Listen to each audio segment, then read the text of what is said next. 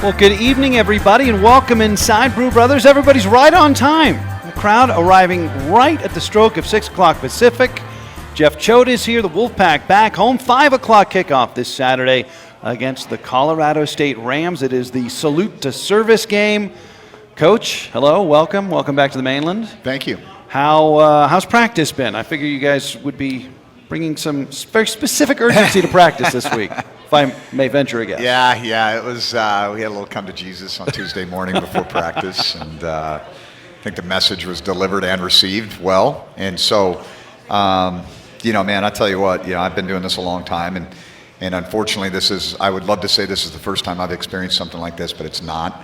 And that, all that aside, the most frustrating part was just the fact that we were at least making strides towards grabbing the brass ring, and to take that big step back was disappointing, but it's part of the process. And I think as I've told our staff a couple of times, I said, hey, if we're 6-3 right now, all these warts and scars that we have aren't getting exposed. And if there's a silver lining to this, it's us having to really brutally confront what we're not doing well and how we need to improve that.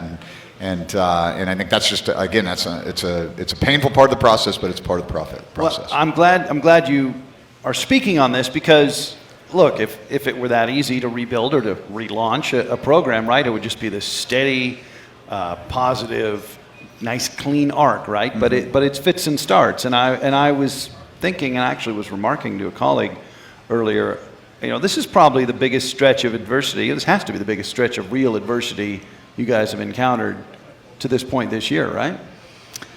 Well, I just think the way it went down, our guys didn't, number one, score aside, 12 penalties for 104 yards and 3 unsportsmanlike conduct penalties. That's not acceptable, and that's the most disappointing part to me, is that we kind of worked through some of that stuff, and then we kind of showed our tail end there, and that's not good for the program. It's not good for these individual kids, and that was kind of my message to them, maybe in a little less calm way. Sure. But we're going to keep plugging away and keep making this thing better and better and better, and this is a tough stretch just in general. This 6-game stretch is a tough stretch in general, and I'm really excited to be back at home. I think that's we had that 2-game stretch. We this far away from taking it to going 2 at home in our last home stretch, and this next 3 games we get the bye after the Boise game, and we get Air Force at home, and obviously the salute to service game. We've got some really cool things that are going to be centered around that, and I'm excited to be back.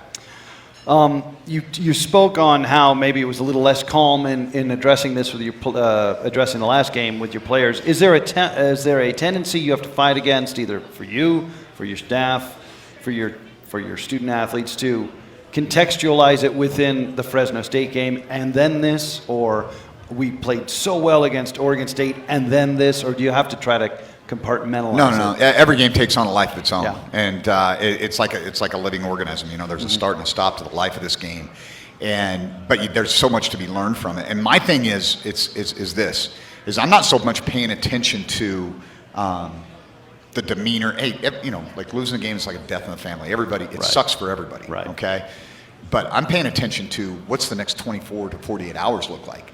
And what's the talk track in the locker room, and what does the bus sound like on the way home, and what am I paying attention to with these guys on this flight?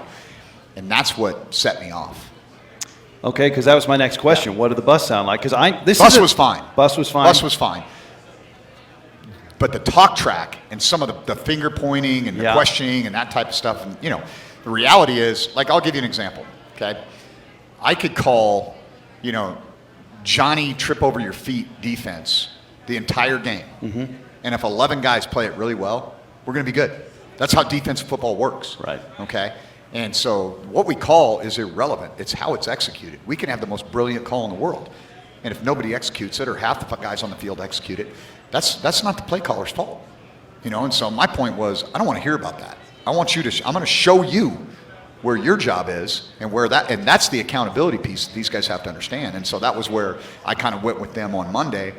And they heard me loud and clear, and they responded the right way. We've actually had 2 very good days of practice, and that's one thing I really appreciate about this group, and I'm really impressed with, is their ability to get off the mat, come back to work, and have good days together. This is going to be a challenging game in a variety of ways, And that's always going to be the case because we're not, we're not the 1965 Green Bay Packers right now. Let's call it that. Right. And so we have some good players, and we have some kids that really care a lot, and we need to reward those guys and celebrate the guys that do things the right way in our program, and continue to show others, hey, this is Nevada, the Nevada way, and it might not be the way that you came to this program, but this is the way we're doing it now.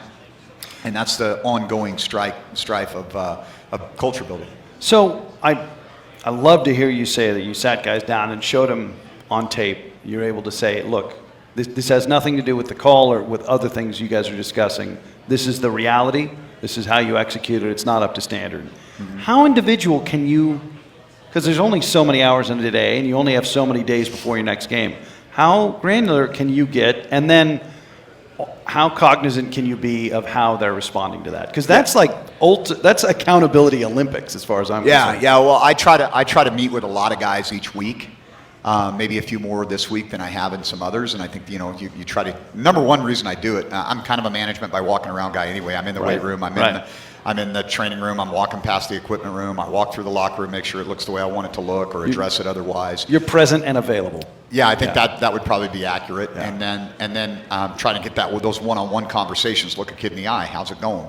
Give me your take on this or your take on that. And I think I get a lot of good information that way. Mm-hmm. And I actually think those are really healthy conversations because those aren't the in your face. Those are, all right, bare your soul. Let's go. Here's what I'm seeing. What are you seeing? Let's see if we don't always agree.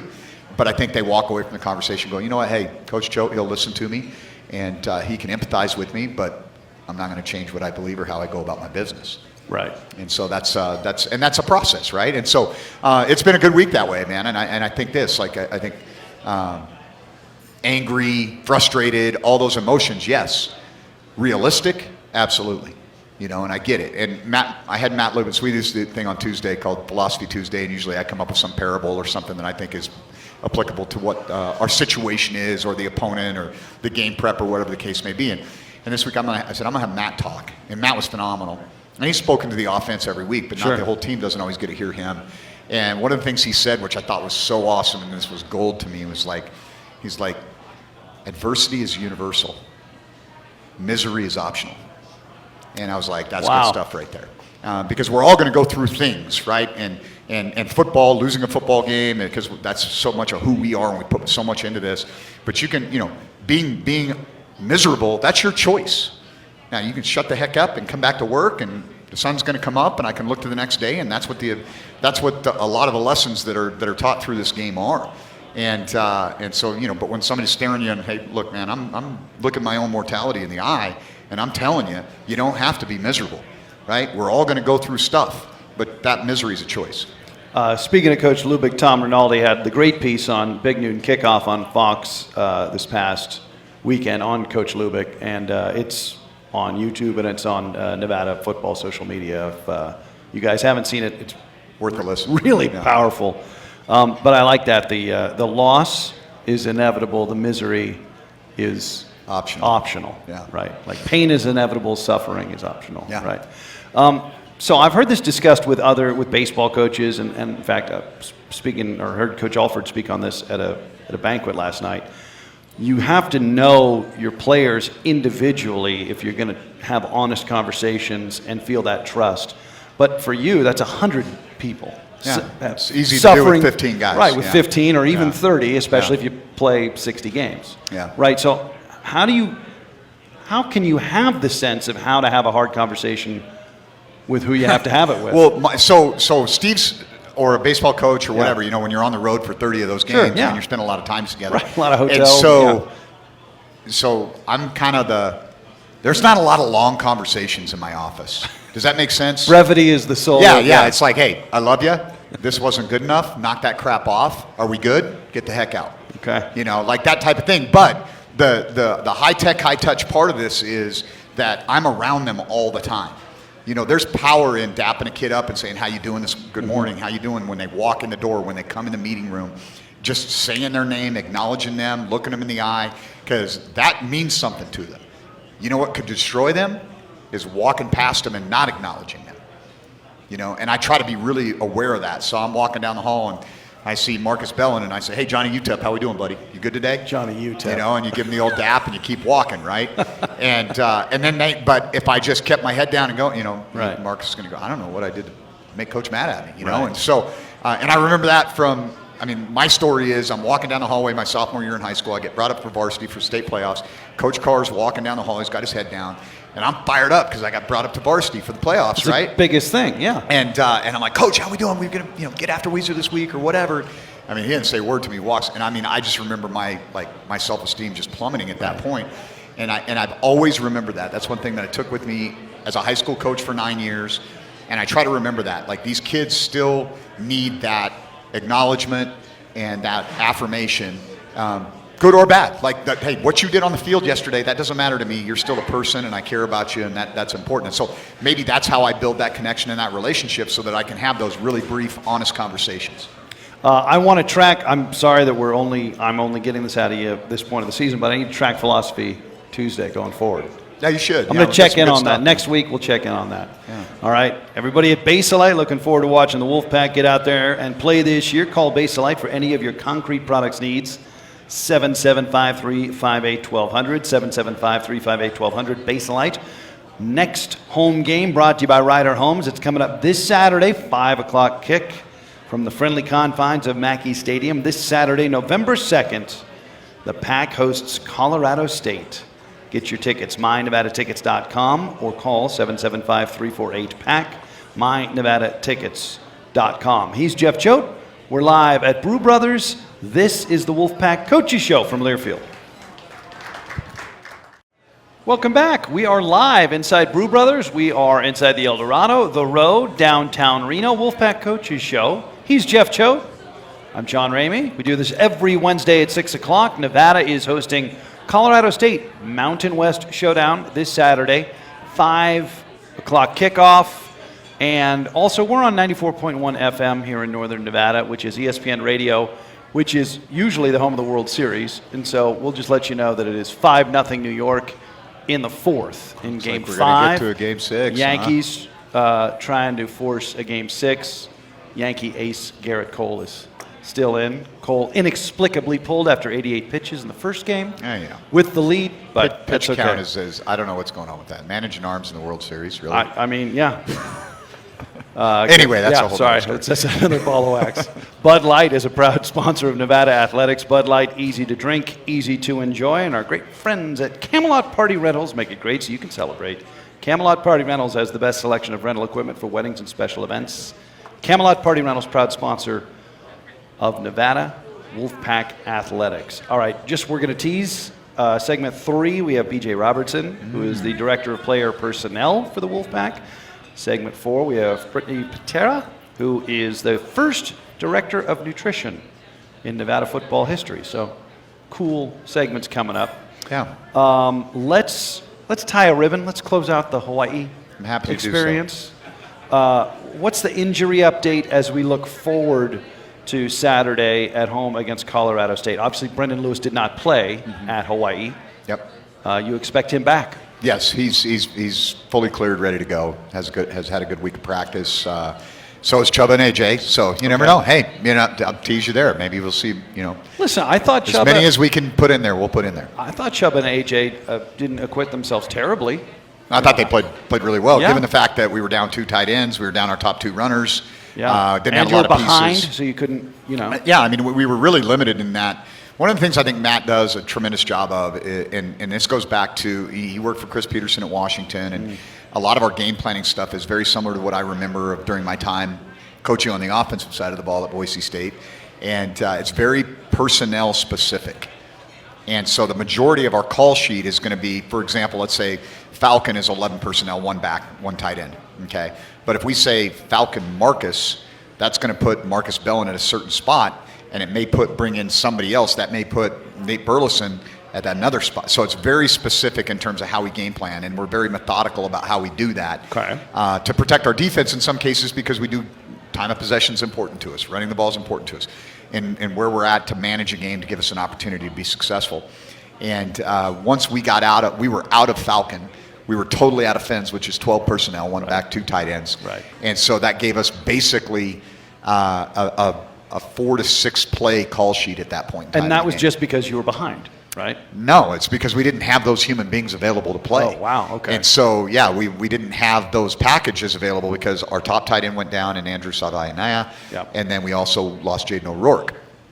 And so, and we didn't. And after one carry, Savion Red's Red out, came out of the game, yeah. and then we had a Patro. hyperextended knee on Pat Garwo. So Yeah. that put us in a bind in the skill position areas. And I thought, given that, and we hadn't been a big tempo offense all year, Yeah. we actually moved the ball pretty efficiently. And so I was proud of those guys stepping in, and especially not just because they had to fill in for Brennan, but also because the dynamic of the offense changed pretty significantly based on some of the injuries we had. So and I totally didn't answer the injury That's question. all right. Well, I'll come back. Don't worry. It's my job to come back to that. See, Seeing if you were going to catch on to that. unlike some, Yeah. unlike some on the news side, I will come back. I will press you for an answer. But talking about the available personnel on offense and who wasn't available, does that mean therefore we shouldn't be too concerned about the rushing total specifically in that last game? Because you guys, that's 2 games in a row now. Under 100 yards, yeah. Yeah. 2 things factored into that. Yeah. Obviously, not having our tight end in the run game, but Seems also important. being down 2 to 3 scores. Right. You know, that's going to kind of go out the window. We got to go do what we got to do. And so I felt confident. I really felt like it going into the second half, like, hey, let's go score. We're going to start banging on the doorstep here. And I felt like some of those runs that were 3-4 yard runs in the first half, I really felt like we were going to be able to get it going. Sure. And just, you know, some of the injury stuff, but also because of the score imbalance that we had to kind of shift our strategy. Coming back to injuries, tight ends. Nice job. Journalism 101. Can we, I just made my depth chart. Should I have? I'll give it to you on Friday. Okay. You know, so here's the deal. You can reveal whatever you wish to reveal. Yeah. HIPAA, FERPA, I don't know, whatever. Does that count on the radio? Yeah. Yes. Sure. So I've let you know that Brendan Lewis will play for us Okay. on Saturday. And Will you have an available tight end? we'll invent a couple. Yeah. And then, running back will be a little bit interesting. We're Got kind it. of that's in flux. It's only Wednesday, and we're hopeful that we'll get some good news as we go through the next couple of days. And that's kind of where I'll go with that. Let's talk about your run defense. We were just talking about it in the break. You guys, Hawaii had a great day running the football, and that had not been a point of strength for their offense to that point in the season. What specifically were they doing that maybe had you guys a little off balance? Well, what we had gone into the game, obviously, it's a team that throws the ball 75% of the time on paper as you go into the game, and so we went into the game, and when they were in 10 personnel, we were going to play dime. Okay, 5 DBs, 10 personnel, no one back, no tight end. Yeah. And so we're playing dime, and you got one linebacker, so you're basically playing a 5-man box. They got 5 guys to block your 5 guys. Oh, that's right. And then on top of that, if you're playing man-to-man and the quarterback pulls the ball, you better have somebody accounting for the quarterback. And usually in man, that's the post safety. That's a long way to go. Right. Unless you do some things that we actually made adjustments to, but we didn't execute very well in the game.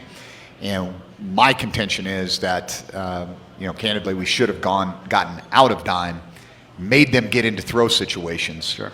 and just played nickel and had our 2 linebackers in the game.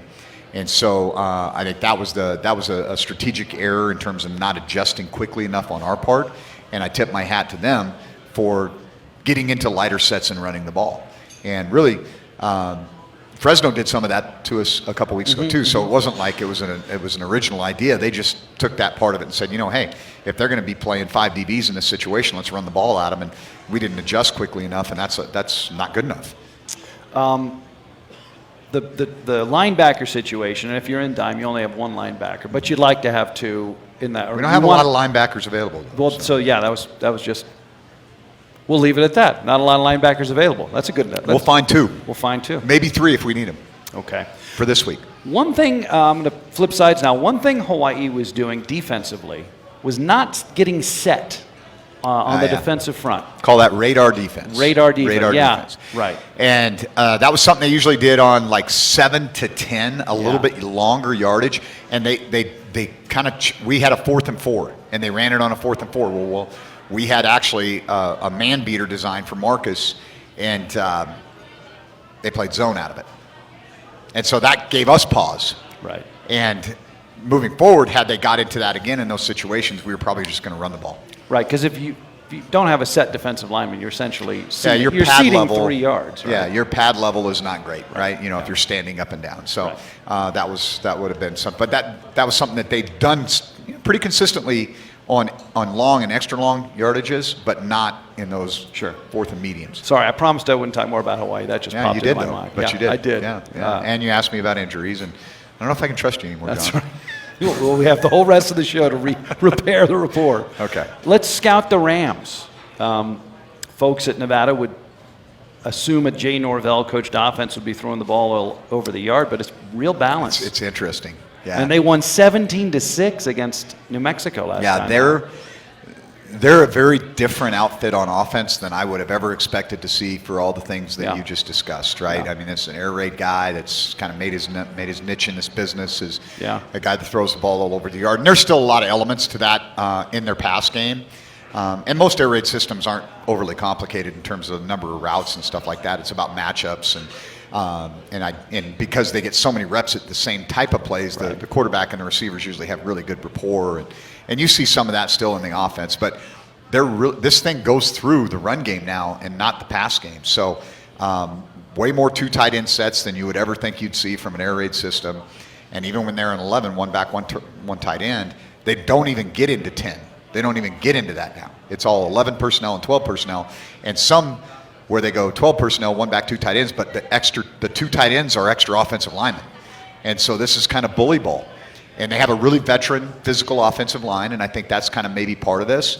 And they play good defense, so their identity is more, let's control the game, slow it down, let our defense do their thing, not turn the ball over. Right. They still create a decent amount of explosive plays. They run a lot of outside zone. Off of that, natural thing off outside zone is bootleg. And so you see a ton of that. And then they'll get under center and with 2 tight ends in the game, and they'll hard play to action, and they'll literally run 2 receiver routes. And they still have, even without Horton, they still have 2 really fast receivers. And in number 1 and number 2 in particular. And so, it's kind of like they're playing kind of how I'm a vertical run, vertical pass guy, and that's what they're doing. And then on the defensive side of the ball, I would say their front is very similar to Fresno, and they've got these 2 safeties that are just I think one's 29, one's 32. They've been there forever, number 17 and number 11. Howell. They're really good players, and they're both of them can play like linebackers. Right. They're both guys that are about 210 pounds, and they don't ask those guys to cover man-to-man a lot. They're either in the post or in the box, and they're good at both of them. You can tell these guys played a ton of football. They're very experienced.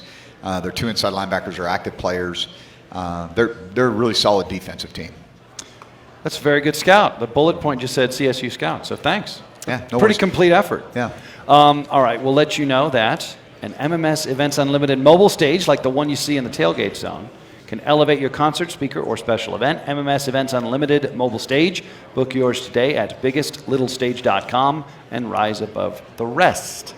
Okay, time out. When we come back, BJ Robertson, Director of Player Personnel, and more with the head coach, Jeff Choate. We're live at Brew Brothers inside the El Dorado. This is the Wolfpack Coaches Show from Learfield.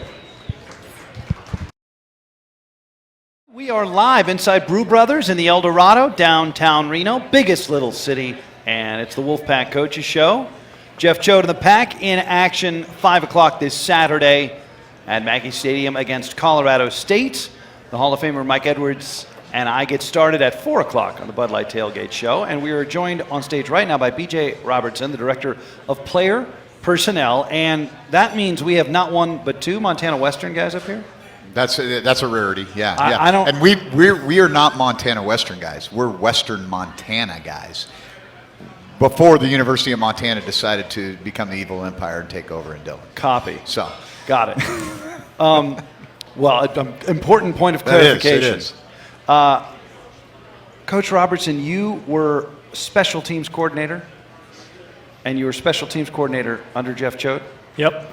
Or terrible job. I was just going to It's say the worst job in football. Like if you're going to be the best, you got to learn from the best. So Well, I Parker was- was fortunate to learn from the best. I mean, we kind of heard a little bit about that experience from Parker, but how was that? It was great. Like I said, I learned a ton. Sometime trial by fire, and but yeah, I always had somebody to go to and get advice. And yeah, like I said, if you want to be the best, you want to learn from the best. You were the head coach at Montana Western 3 seasons. How does being a head coach help, or I assume it does? If it doesn't, you can say so as well. But how does that inform and help you as director of player personnel or any other kind of coaching or administrative endeavor you have? Yeah, I think you just see the big picture as the head coach, from radio shows to fundraising to recruiting to obviously player personnel. So yeah, you just have maybe a wider lens when you're a position coach. You're focused on your room and your players, and you can get a little bit of a narrower view. So as the head coach, you got to inspect what you expect and see it all. As director of player personnel, like, do you have a binder? Does everybody have a file? Like, everybody got a page? I mean, you got notes on every single. Yeah, we're not. How does that work? Yeah, no, you honestly, for me, I got hired in August, and so for me, it's just been learning and cataloging in my mind, what makes guys tick. Who do you got to give an extra attaboy to? Kind of like Coach was saying, when you're walking through the hallways, saying hello, noticing if anybody's maybe dragging a little bit. Is it a performance issue? Is it a personal issue? Is it an academic issue? We all have things going on in our lives. So, yeah, just trying to connect with them and ask those questions. How you doing? And like I said, take kind of just a visual note every time you see them. Coach Choate, how did you know B.J. Robertson was the guy for specifically this role, the director of player personnel, which I think is maybe a newer thing in the collegiate ranks? Yeah, I think it was the director of recruiting was the original. I'd been director of recruiting at Boise State, Sure. and it had to be one of your 10 coaches years ago, right? And so the thing about BJ is he's one of the best people person that I've ever been around. I mean, this guy he could run for mayor in Sheridan, Dillon, Bozeman, and win hands down. He could run for governor of Montana. He should run for governor by that. Yeah, there's no question. He's just one of those guys that everybody loves because of who he is and how he brings energy every single day. But he's also, within that, is he has a great read on people.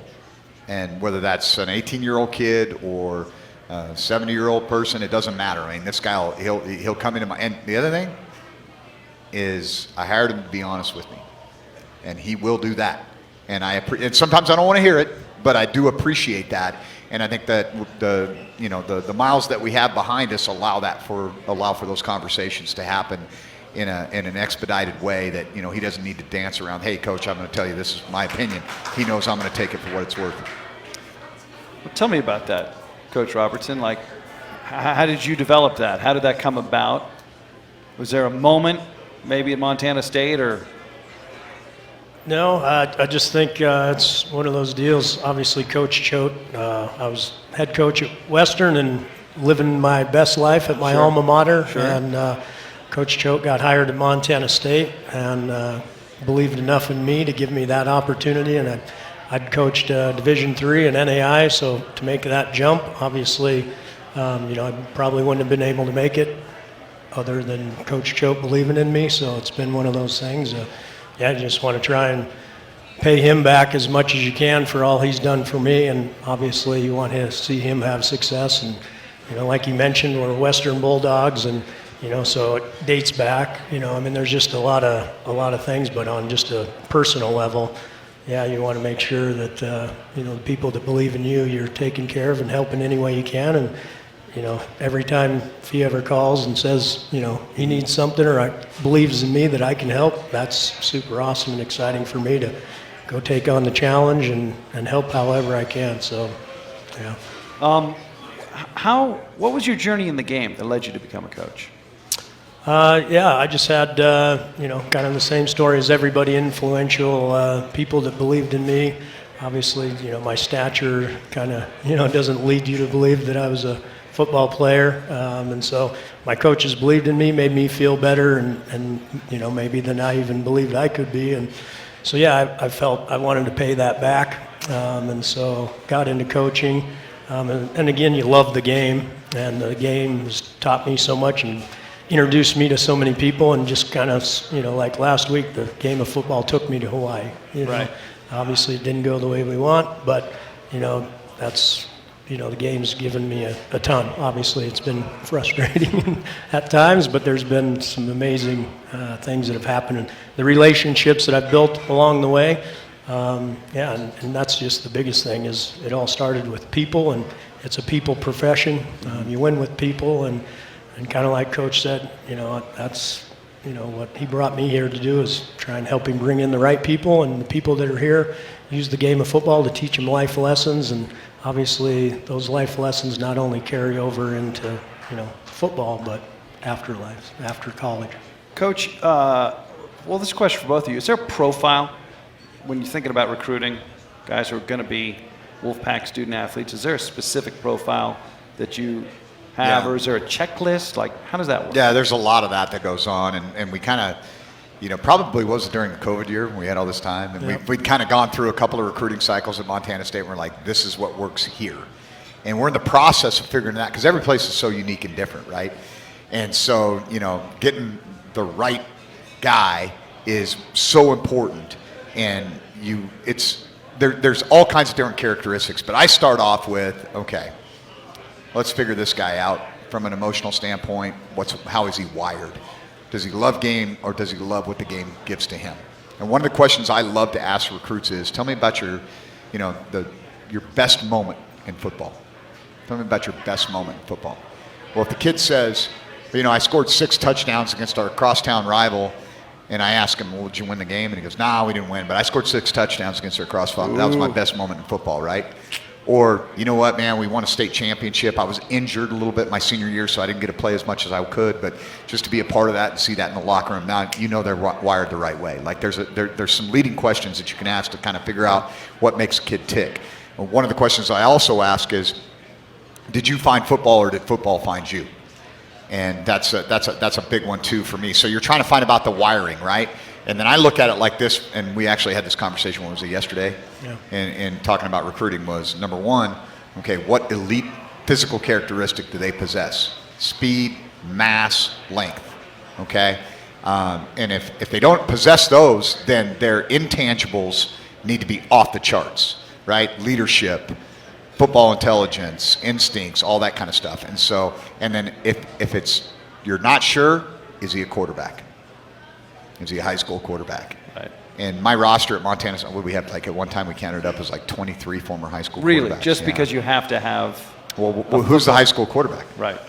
He's best athlete on the field, probably class president, best leader, right? Like wired the right way, right? Marcus Bellin played quarterback in high school. Right. I need more of those types of guys, right? And I'm not just saying that because his parents are here tonight, by the way. Well executed. Yeah. Anything else you want to add, Coach Robertson? No, that sums it up. The kind of mantra we've been talking about is just, we're looking for that alpha. And that goes into what Coach Choate was saying, you know, how you do anything is how you do everything.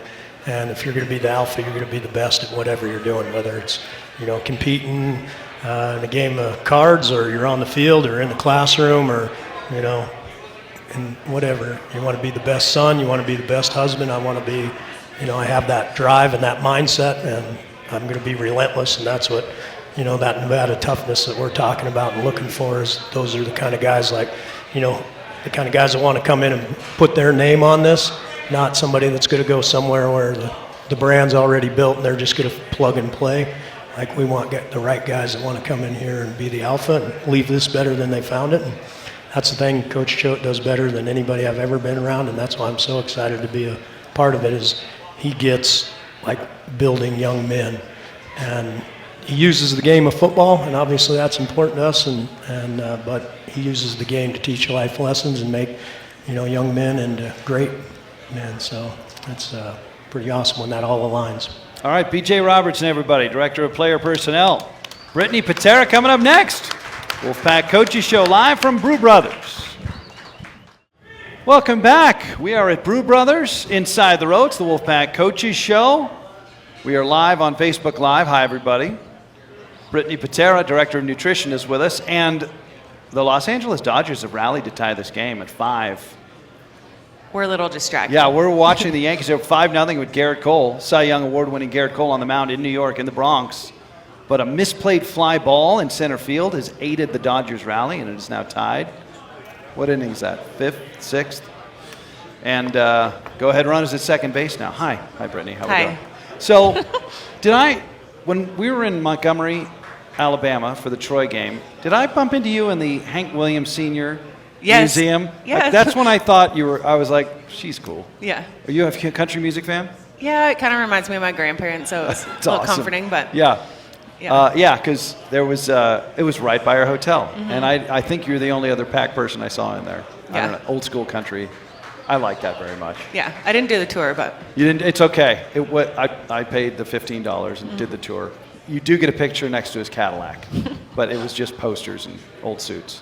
You are the director of nutrition, and you're kind of a pioneer. Can we call you that? Trailblazing. You were the first director of nutrition with Nevada football, and you were the first in the Big Sky Conference at Montana State. yeah.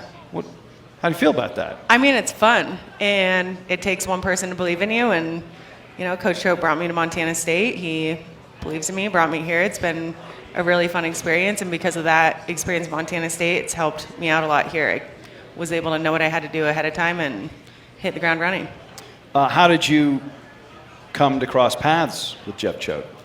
So we met each other at the University of Washington. Okay, And I can't say I worked with him a ton, but we were familiar with each other. got it. And so when he went to Montana State and he knew he wanted to incorporate nutrition, we had the same visions in mind just because we both worked at the same place and knew what a big program looked like. So that is how our paths crossed, and the rest is history. What's game day like for you?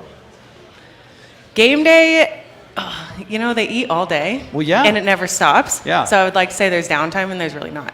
But it starts with, we'll say it's a night kickoff like this Saturday, so Sure. they're going to have breakfast at 8:30. So make sure that there's drinks, there's hydration stuff. Certain guys can't necessarily eat, so you're making sure that they get the right things in their system. After that, you're planning what the next thing is, setting up halftime tables in their locker room, making sure that the meal is ready for their pregame.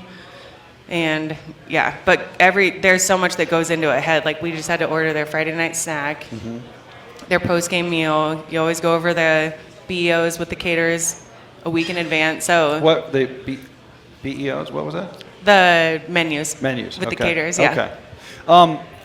What about like dietary restrictions? Like in 2024, that's if people have that. I mean, does everybody get the same plan from you, or is it like how does that work? So when you're feeding 100 guys, Yeah. they don't get to be picky.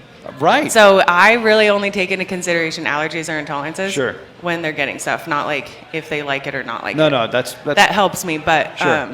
there's luckily only a few guys that have like lactose intolerance. Sure. We have a celiac person, and But I mean, that's as knowing people who've had those intolerances, that's not the easiest thing to factor around. I guess that's why you're a pro. we have a handful of guys that don't eat pork, so that's been a learning curve. But yeah. So, do you have the? I was thinking about like I actually have a ton of questions about this, but like, do you want the guys to eat differently during the season than during the off season? No. No. I mean, really, they're always eating to maximize their performance. Performance Sure. doesn't stop. Like timing of nutrients is huge. Eating enough food. I guess they have a little more flexibility off season, like of what they're eating. But if they can make it a habit throughout the year, it's just going to help them out always. So. I think many of us would think it's a given that if you're going to be this kind of high-level performing athlete, you're going to have incredible nutrition habits and instincts. Is that the case? No. So, Like you yeah. would think it's common sense to eat before you work out. Like most people do that. A lot of them don't do that.